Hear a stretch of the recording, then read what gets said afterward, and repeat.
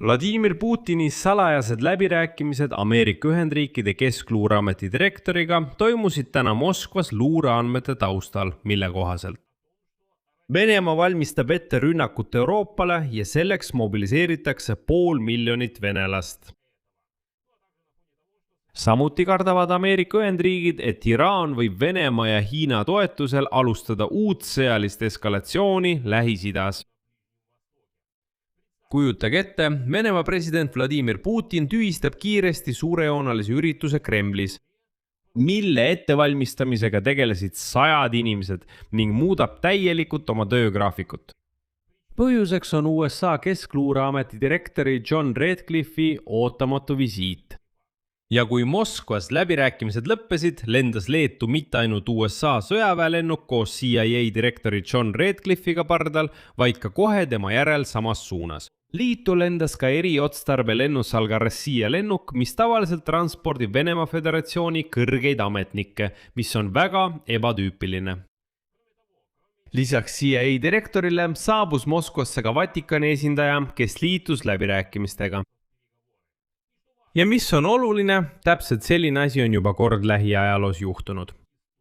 2021 aasta novembris, 3 kuud enne Venemaa täiemahulise sissetungi algust Ukrainasse, teine CIA direktor lendas samuti Moskvasse samasuguse sõjalennukiga.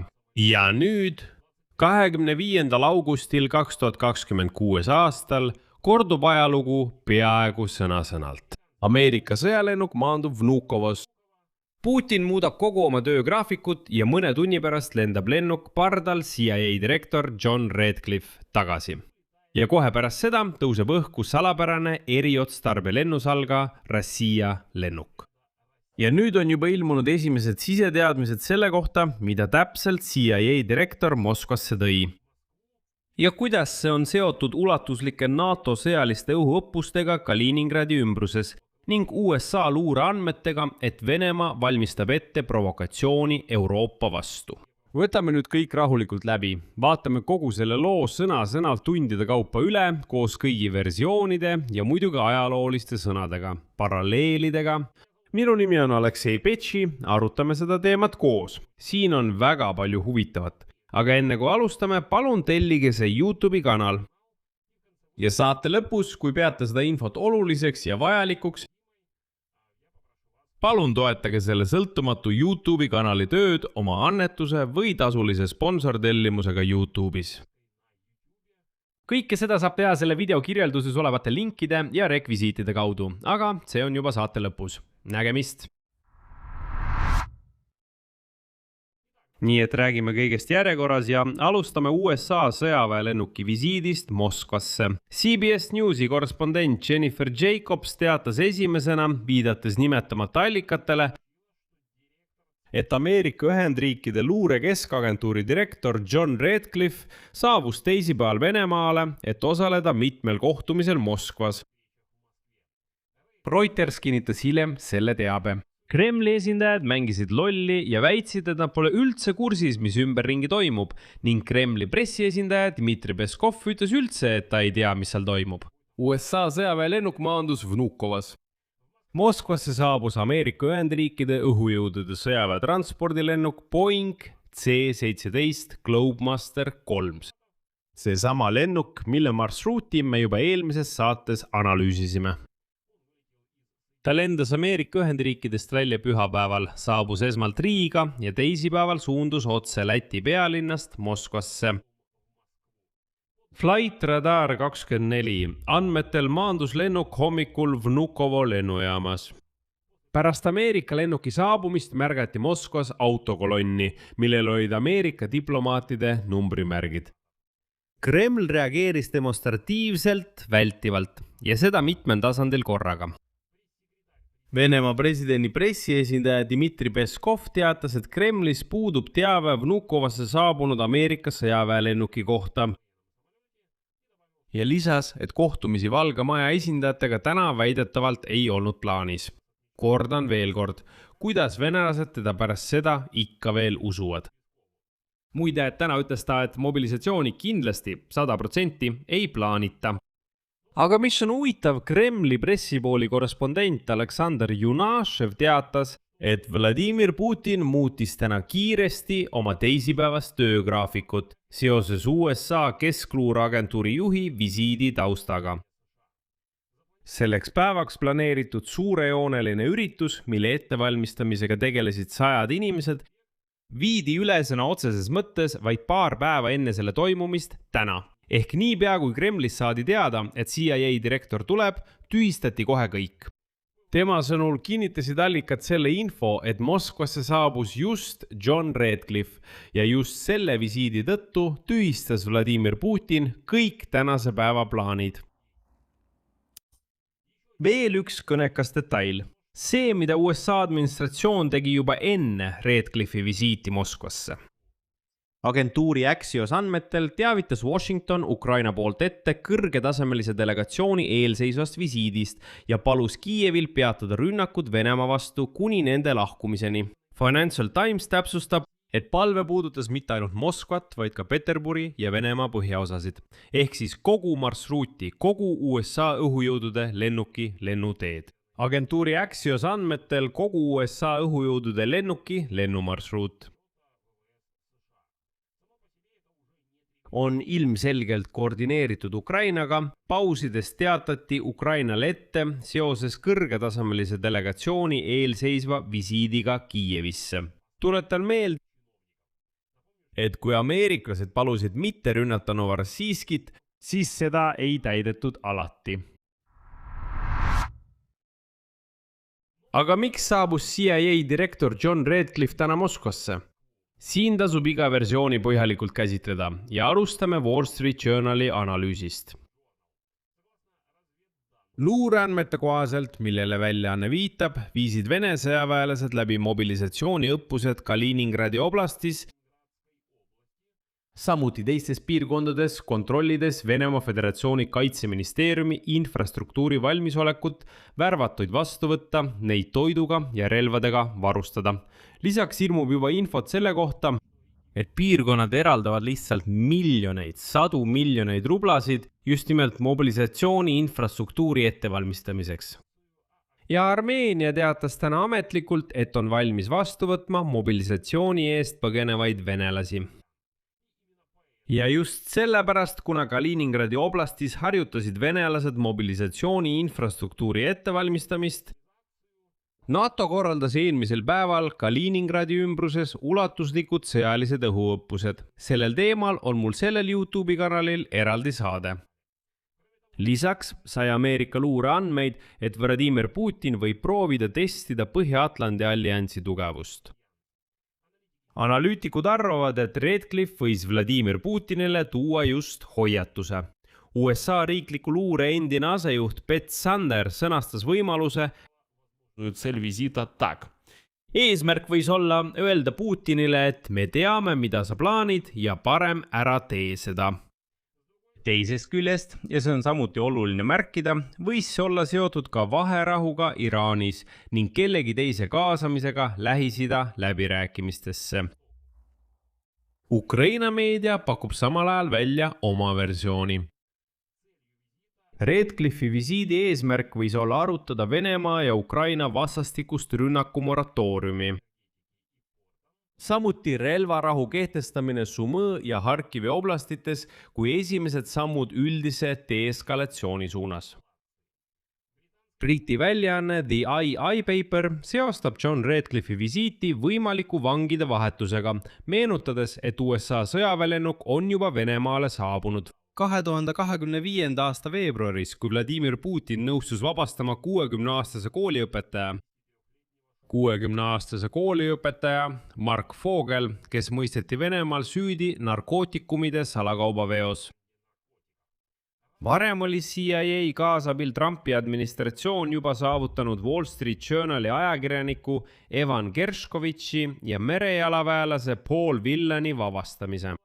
Ja mõlemad, tuletan meelde, mõisteti Venemaal süüdi spionaaži eest. Eraldi tasub tuua ka põhjalik analüüs. Ameerika ajakirjanik Michael Weiss, kes on spetsialiseerunud Venemaa eriteenistustele, GRU-le, desinformatsioonile, Ukrainale ja Lähis-Idale.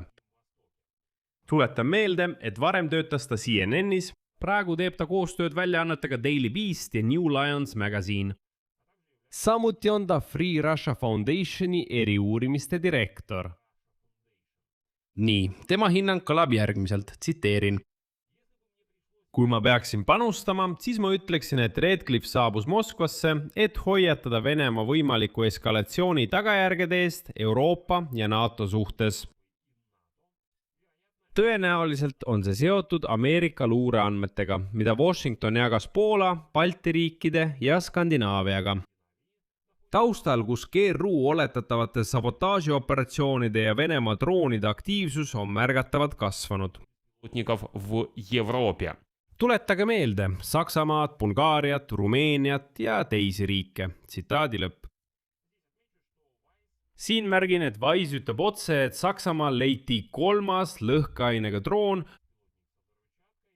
ja kõik need 3 drooni seostatakse Venemaa eriteenistuste katsega rünnata Ukraina sõjaväe transpordilennukit, mis seisis augusti alguses Leipzigi lennujaamas.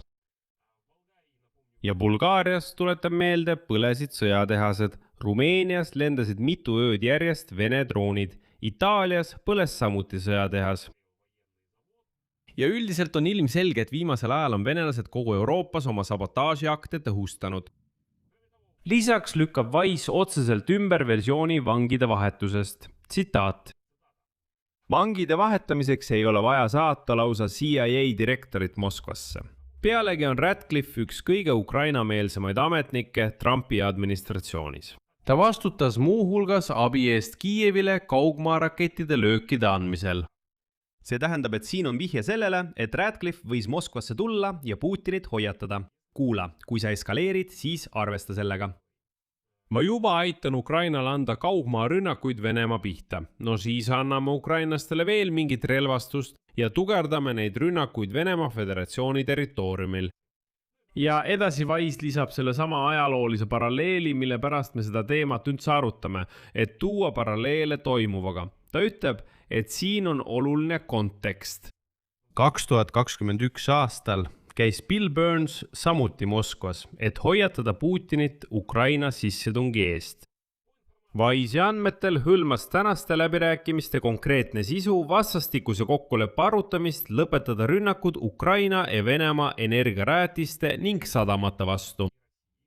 Võimalik relvarahu Sumi ja Harkivi oblastites, kui sammud üldise deeskalatsiooni suunas, samuti sõja lõpetamise väljavaated tervikuna. See tähendab, et see langeb kokku nende siseinfoga, mis praegu ringlevad Ukraina meediaringkondades. Paralleelselt Keskluureameti visiidiga toimus veel üks märkimisväärne sündmus, mis tugevdab kogu tänase päeva diplomaatilist pilti. Venemaale saabus esimest korda 5 aasta jooksul Vatikani esindaja, kes kutsus üles lõpetama Venemaa metsikut sõda Ukraina vastu. Peapiiskop Paul Gallagher pidas kohtumise Venemaa välisministri Sergei Lavroviga, kus arutati võimalusi rahu saavutamiseks Ukrainas ning pooled leppisid kokku koostöös humanitaardüsimustes. Tuletan meelde, et varem eelmises saates, sõna otseses mõttes eile, me just arutasime teiega, et see on võimalik. Vatikani esindaja Gallagher tõi Moskvasse rahuplaani, mida töötasid välja Ukraina, Euroopa ja USA. Ja just seda võidi arutada sellel kohtumisel Lavroviga. Ehk siis me arutasime seda eile teiega, ma rääkisin teile sellest versioonist juba eile ja täna see kinnitati. Ja see haakub sellega, mida me juba eelmises saates arutasime, Volodõmõr Zelenski plaaniga relvarahust ja puhvertsoonist, mida plaaniti anda üle Lavrovile. Just nimelt Vatikani vahendaja kaudu. Täna on meil ka lekketeave allikalt, kes on lähedal Ukraina luurele. Eelvigi kirjutab Ukraina agentuur Ukraine Context. Ukraina poolele on teada mõned aspektid ja küsimused, mida arutati Moskvas kinnistel läbirääkimistel mitme kohtumise jooksul. Mitte eriti pikkade vestluste käigus Ameerika poole ja Vene ametike vahel. Jutt käib olulisest operatsioonist, mille ettevalmistamine toimus mõnda aega salajaselt. Selle tulemused võivad omada olulist tähtsust edasiste protsesside jaoks. Üldiselt ma oletan, see ei ole siseinfo, ma oletan, et Radcliffe tõesti hoiatas Putinit, et kuule, kui te hakkate juba sõda Euroopa vastu eskaleerima, siis oleme me kindlasti valmis andma Ukrainale täieliku vabaduse, andma rohkem relvi ja veelgi massiivsemalt lööke anda mustadele venelastele. Näiteks need löögid Wildbergsi ladudele naftatöötlemistehaste pihta tunduvad teile lihtsalt tühised. Kogu selle loo lahendus oli samuti ootamatu ja lisab veelgi rohkem salapära. Radcliffe'i lennuk lahkus Moskva Vnukovo lennujaamast umbes kell 18:50 Moskva aja järgi ja suundus Läti poole sama marsruuti mööda, mida mööda ta ka saabus. Ja kohe pärast seda Flight Radar 24 andmetel tõusis õhku ka erilennuüksuse Rossija lennuk. See on seesama lennuk, mida kasutatakse Venemaa Föderatsiooni kõrgete ametnike vedamiseks.